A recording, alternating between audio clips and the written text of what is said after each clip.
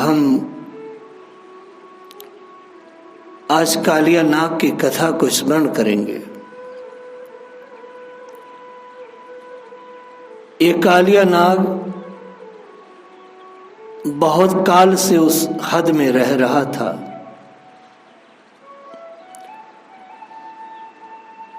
और इसके विष की ज्वाला ऐसी थी कि आसपास कई मील तक कोई न घास थी न कोई पेड़ था। कोई पक्षी भी ऊपर से आ जाए तो वो उसकी भाप से मर जाता। वहां की भूमि बड़ी भीषण हो गई थी। कोई व्यक्ति उसमें पहुंच नहीं सकता था। ऐसा लगता था जैसे कोई भट्टी नीचे चल रही है। ऐसी भयानक दशा थी वहां। कोई बच नहीं सकता था वहां पहुंचकर। ऊपर आकाश में पक्षी भी उड़ते तो वो नीचे गिर जाते थे। लेकिन एक घोर आश्चर्य की बात थी। बस इसी रहस्य को समझना है जीवन में। उस कालिया दह के किनारे एक कदम का वृक्ष था जो जला नहीं था। उस पूरा का पूरा हरा भरा था, उसमें फल लगे थे। जिस देह के आसपास घास भी और वृक्ष इत्यादि सब खत्म हो गए हैं, जिस कालिया देह के ऊपर से गुजरने वाले पक्षी भी मर जाए, वहां वह उस देह के किनारे हरा भरा कदम का वृक्ष है। ये एक आश्चर्य है। प्रेम और पसंद में बहुत अंतर है। प्रेम और पसंद में बहुत आकाश पाताल का अंतर है। भगवान बुद्ध ने ये सूत्र जगत को दिया। अगर तुम फूल को पसंद करते हो तो उसे तोड़कर रखना चाहोगे, हाँ या ना? अगर तुम फूल को पसंद करते हो तो उसे रखना चाहोगे। लेकिन यदि फूल से प्रेम करते हो तो तोड़ने के बजाय तुम रोज उसमें पानी डालोगे ताकि फूल मुरझाने ना पाए।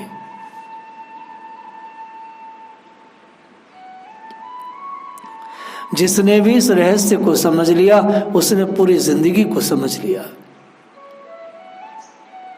हम लोग कालिया दमन लीला सुन रहे हैं।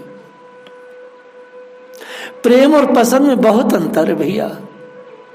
मैं पसंद करता हूं, आदमी तोड़ता है। प्रेम में आदमी सींचता है। प्रेम में यह सोचता है कि प्रेमी की कहीं कुछ हानि ना हो जाए, कहीं मुरझा ना जाए, कहीं खराब ना हो जाए, कहीं कुछ हो ना जाए। प्रेम की कोशिकाएं बहुत महीन होती है। ये रहस्य सबको समझ में नहीं आता। संसार में लोग प्रेम नहीं करते हैं, वह पसंद करते हैं। पसंद क्या है? पसंद मैथुनी भाव है। पसंद क्या है? अधिकार जताने का भाव है। पसंद क्या है? वह पूरा का पूरा व्यभिचार है। अभी 2 साल पहले किसी बच्चे ने पुष्प तोड़ा था। केशव तुम्हारे सामने पुष्प तोड़ा, बोले बाबा पसंद आ गया। क्या? हत्या कर दी उसकी। आगे जाके तोड़ फेंक दिया उसको सड़क पर, क्योंकि वो पसंद करता था, प्रेम नहीं करता था। जो लोग प्रेम करते हैं वो उसको सजीव रखते हैं। पसंद और प्रेम में बहुत अंतर है। ये जो कदम है ये जला नहीं। ये क्यों नहीं जला? श्री कृष्ण ने पहले कालिया हद की ओर देखा, फिर मन में क्या विचार किया, फिर उनकी दृष्टि गई कदम की ओर। उसकी सैकड़ों सुंदर सुंदर हरी भरी शाखाएं थी। इतना विष वहां पर उगला जा रहा है, लेकिन कहीं भी विष की ज्वाला से जरा सी भी क्लांतता उस पेड़ पर नहीं आई, अपितु बड़ी सुंदर उससे सुगंध फैल रही है। वह सब ऋतुओं में समान रूप से हरा भरा रहता है। वह कदम 12 महीने 30 दिन हरा भरा रहता, 12 मास उसमें फूल खिले रहते, कुसुमित रहता। कहते हैं कि भाई ऐसी ये चीज क्यों हुई, ये इतना बड़ा रहस्य क्या हुआ। वो कदम नहीं जला, सब जल गए। आचार्यों ने, बड़े बड़े ऋषियों ने, मुनियों ने, बड़े बड़े ध्यानियों ने समाधि में ये बात देखी है, लिखी है। उन्होंने बताया है कि ये बड़भागी तरुराज कदम जो है, ये श्री कृष्ण के चरण सरोज से स्पर्श की परम पुनीत प्रतीक्षा में खड़ा है। ये भगवान के चरण सरोज के स्पर्श की पुनीत प्रतीक्षा में खड़ा है, ये इंतजार में खड़ा है। भगवान के मिलने की बात तो अलग रही, भगवान के चरण सरोज स्पर्श की किसी के मन में प्रतीक्षा भी हो जाए तो उसे इस जगत का विष जला नहीं सकता।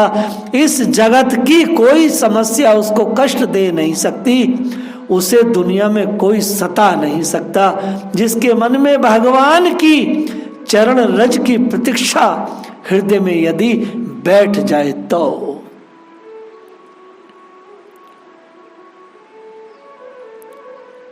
भाविना श्री कृष्ण चरण स्पर्श, भाविना श्री कृष्ण चरण स्पर्श, भागेन से कस्त तीरे न शुष्का। यह श्री कृष्ण के चरण स्पर्श आकांक्षा की महान महिमा है। जिसके मन में भगवान के उस रज की आकांक्षा जग गई, उसे जगत में कोई कष्ट नहीं दे सकता। जिनको ये स्पर्श प्राप्त हो चुका, उसके सौभाग्य का तो कोई वर्णन कर ही नहीं सकता।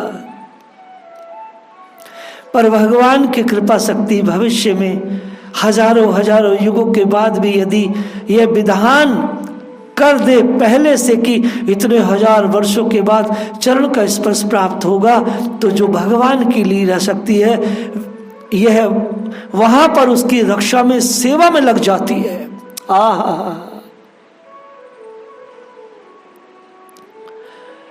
किसी व्यक्ति को हजारों जन्मों के बाद परमात्मा की चरण रज की प्राप्ति होने वाली हो तो प्रभु की लीला शक्ति हजारों जन्मों तक उसका पीछा करती है, उसे रक्षित करती है, उसको सुरक्षित करती है, उसकी सारी सेवाएं देखती है। हम भागवत विज्ञान को सुन रहे हैं। सुदूर भविष्य में अमुक द्वापर के अमुक अंत में ब्रजेंद्र नंदन अपने बाल्य वेश की मौज में इस कदम पर चढ़ेंगे, वह बालक मौज में चढ़ेंगे। कालिया दमन की लीला का उपक्रम यहीं से होगा। मानो यह वर्णन इस वृक्ष राज के हृदय पर अंकित है। ये कदम कोई साधारण नहीं है, इस कदम के हृदय में अंकित है। अमुक दिन यहाँ आएंगे, हजारों वर्ष हो चुके हैं, इसके भाल पर लिख दिया गया है। फिर कालिया विष उसका क्या बिगाड़ सकता है। जिसको श्री कृष्ण के रज की प्रतीक्षा जिसके छाती में बैठ गई हो, उसे संसार के झंझावत को तोड़ सकते हैं।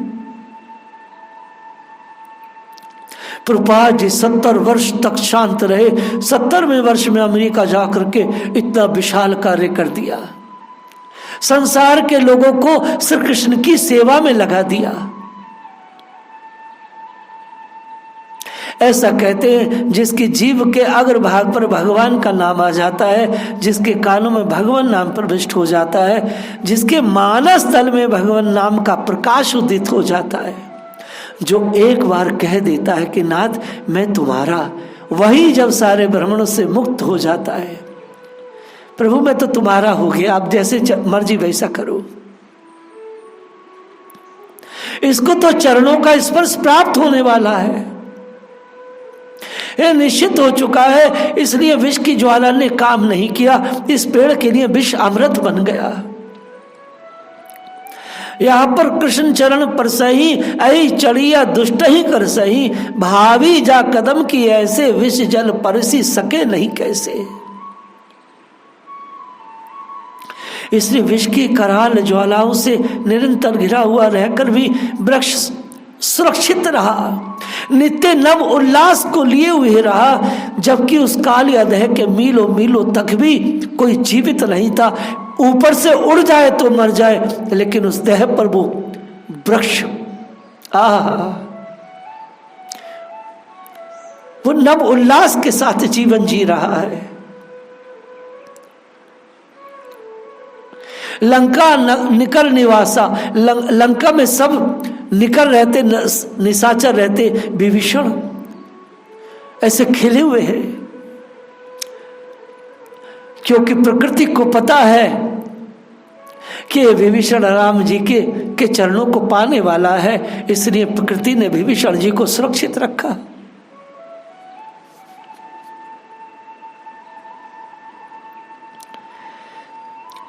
इस पेड़ को भगवान का स्पर्श मिलेगा।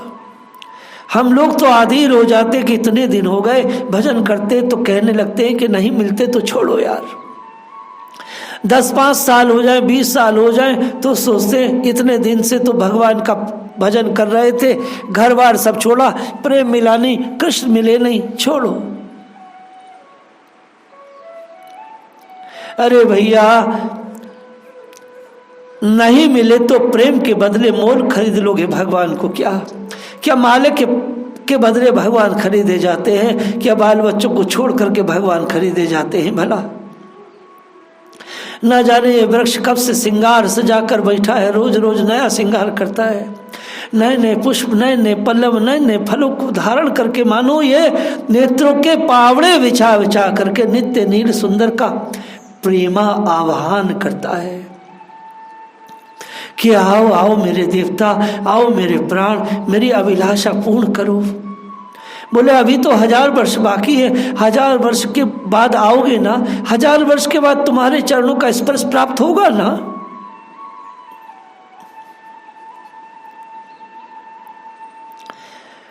महात्माओं ने देखा,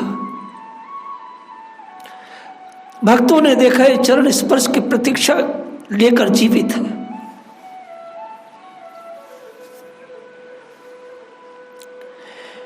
और 100 उल्लास जीवित है, इसके उल्लास में कोई कमी नहीं आई है। इसके हृदय में नित्य आनंद का स्पंदन हो रहा है, कहीं उसको विष की ज्वाला जलाती नहीं। इसलिए नहीं जलाती क्योंकि ये तो आनंद में है। सुख के बाद दुख है, लेकिन आनंद के बाद तो सिर्फ आनंद ही है। एक समाधान है, पर एक बहुत महत्वपूर्ण बात है। भगवान इस महत्व को, इस सूत्र को, इस रहस्य को ब्रजवासियों के सामने प्रस्तुत नहीं करेंगे। भगवान यह बात ब्रजवासियों से नहीं कहेंगे, क्योंकि भगवान अपने ऐश्वर्य को प्रकट नहीं करेंगे। भगवान इसको स्वीकार ही नहीं करेंगे कि मेरा है, ये मेरी प्रतीक्षा में है। यहां वो दूसरी बात कहेंगे, चूंकि भगवान बाल लीला कर रहे हैं, ये मेरे चरणों के स्पर्श पाने के जीवित है, ऐसा नहीं कहेंगे। वो तो दूसरी बात कहेंगे, और उन्होंने आगे चल के वो कहेंगे भी। इन्होंने कहा भी है, गरुण जी अमृत के घट को लेकर जा रहे थे और घड़े को लिए कुछ देर तक इस पेड़ पर बैठ गए। अमृत के घट का इस पेड़ पर के साथ संस्पर्श हो गया, छू गया, अमृत छू गया, इसलिए अमृत के स्पर्श से यह कदम भी अमर हो गया। ये भगवान कहेंगे।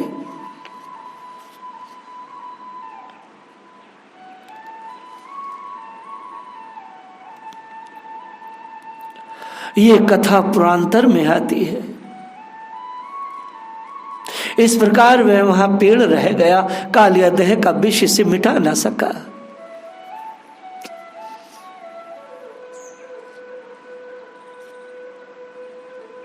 अब भगवान को तो लीला करनी है,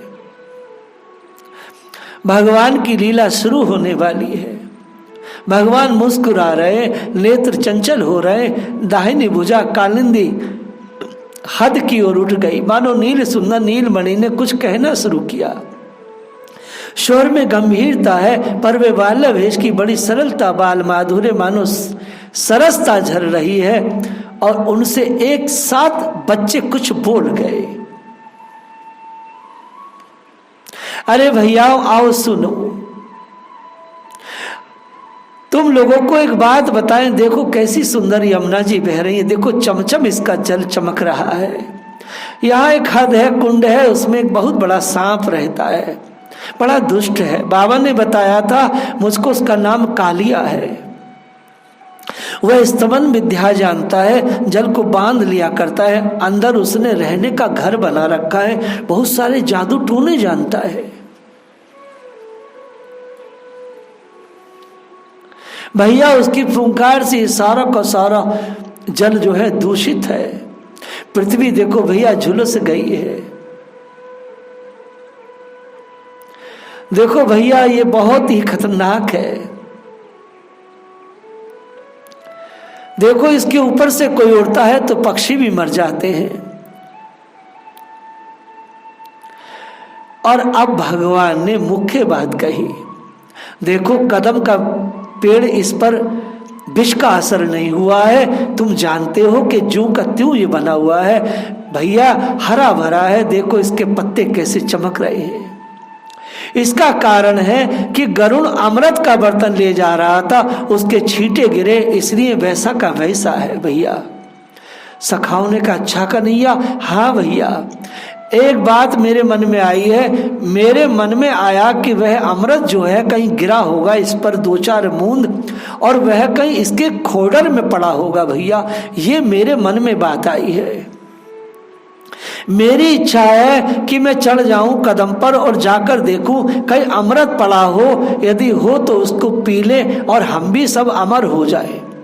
अब मैं ऊपर जाता हूं, अगर ये कह दे कि, अगर भगवान ये कह दे कि मैं ऊपर जाकर कूदूंगा, तब तो कोई भी सखा उन्हें जाने नहीं देता।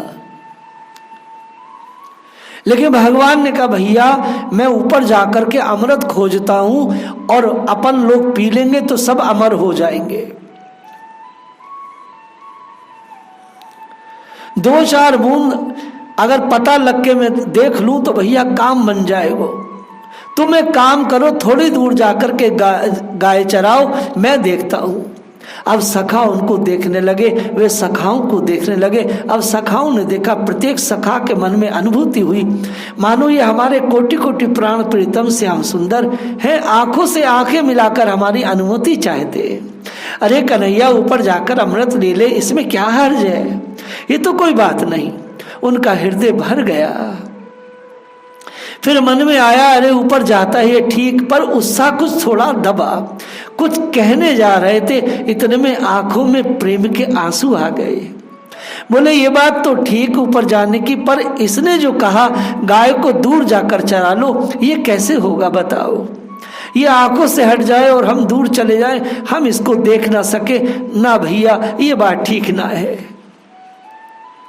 उनके हृदय का बालपन टूटा सा जा रहा था। शिशुओं ने मूक सम्मति दी या असम्मति दी कुछ बात नहीं, पर यहां सम्मति की किसकी अपेक्षा थी। भगवान ने उनकी ओर देखा और बोले भैया तुम लोग बोल नहीं रहे हो, इसका अर्थ तुम्हारी सम्मति है और क्या, डरना नहीं, तुम डरना नहीं जरा सा भी। मां भवत्यम में तुम डरना नहीं। फिर कोई बात नहीं, इस बात को लेकर है ना, तुम लोग यहीं रहो और मैं अभी आता हूं। शिशु बेचारे बोल नहीं सके, वे दौड़े और कदम के पास पहुंचे। किंकिनी सो कटी पटही लपेटी, कुटिल अलक मुकुट में समेटी। श्री कृष्ण ने अलकों को समेट लिया, पीताम्बर की फेंट बांध ली, भुजा ठोकी, दाहिनी हाथ से अपनी जांग ठोकी। अब चढ़ता हूं ऊपर, जैसे बंदर चढ़ता फटाफट ठाकुर जी चढ़ गए। मन में बड़ा उत्साह है, बेचारे बालक तो देखते ही रह गए। खेल ही प्रभु नव्यो कसी पटु बांधियो, हरिहर बर करी कदम चढ़े। ठोकनी भुज दंडनी लीला, मंडनी अति उर उमग उछाहा बढ़े। और ये ऊपर जा चढ़े। ऊपर जाकर भगवान ने देखा, एक बार फिर विलम्ब क्यों करते, ये बच्चे तो देखते ही रह गए। तत्काल कूद पड़े विस्मय काली देह में। विचित्र लीला है ये, जहां चाहे वहां बड़े हल्के बन जाए, जहां चाहे बड़े भारी बन जाए। सारे अनंत अनंत विष जिनके रोम में समाये रहे, बाहर का क्या ठिकाना है। भगवान जब मैया की गोद में होते हैं तो रूई के जैसे हल्के फाये के जैसे हो जाते हैं, लेकिन जब ये उछले तो बड़े भारी होकर के उछले। मस्तक रकम एव तरसा रसारम भी निपाहता। आनंद वृंदावन चंपू में कहा गया है, जैसे कोई अत्यंत वेग से उड़ता हुआ मत्स्य रकम मच्छर लोक का पक्षी कोई जीव होता होगा, वह जब उड़ता है तो किसी मछली को देख ले, वह जैसे चोंच में भर के छलांग मारता और कूदता है, उसी प्रकार वह भय शून्य होकर के कदम की ऊंची से ऊंची डाल से नीचे जोर से गिरे और 400 हाथ तक उस विष में जल का प्रवाह बह चला। भगवान इतने विशाल वजन के साथ नीचे कूदे। अब देखिए स्थिति क्या बनी। जल उछलता हुआ सा मालूम दिया। ये कालिया के लोग और सब ने देखा, ये ऐसी जाति होती थी, ये ऐसी जाति है, इस तरह की नाग जाति भील जाति ही थी। इसमें पुरुषों में तो अधिक समय तक सर्प बने रहते हैं और स्त्रियां देवांगना के रूप में रहा करती हैं। ये कालिया कोई ऐसा वैसा सांप नहीं है, यह भी एक देव कोटि के ही जाति है। भगवान कूद गए। कालिया के सोने का जो घर था, शयन गृह, वो बड़ा ही सुंदर दिव्य माया का बना हुआ था। कालिया के शयन के पास जाकर के भगवान बैठ गए। वहां पर नाग वधुएं थी, तमाम इकट्ठी हो गई। नाग वधुओं ने देखा कि श्यामल सुंदर भगवान, उनका हृदय भर आया, मानो उनके मन में कोई पूर्व की स्मृति जाग गई। उनके मन में जिनको पाने के लिए उनका मन रात दिन ललायित था, वह वस्तु मिल गई। याद तो नहीं आया कि क्या वस्तु मिल गई, पर मानो हृदय की कोई चीज उनको प्राप्त हो गई और देख करके उनके मन में दया फूट गई, प्रेम उमड़ आया। दया आई कि नाग जब तक जगे नहीं तब तक ये बच्चा यहां से भाग जाए, तब तक तो ठीक है। धीरे से बोली। क्या बोली? सुनो, पानी मत उछालो, जोर जोर से मत बोलो। सुनो लाला, पानी मत उछालो, जोर जोर से मत बोलो। तुम कहां से आए हो? तुम जल्दी से हमें दर्शन देके चले जाओ। कहियो कौन को बालक है तू, बार बार कहीं भागी न जाई।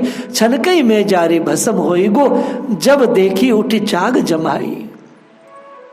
सुनो बालक, यदि उठे तो इनकी उबासी से इतना जहर फैल जाएगा कि तुम मर जाओगे।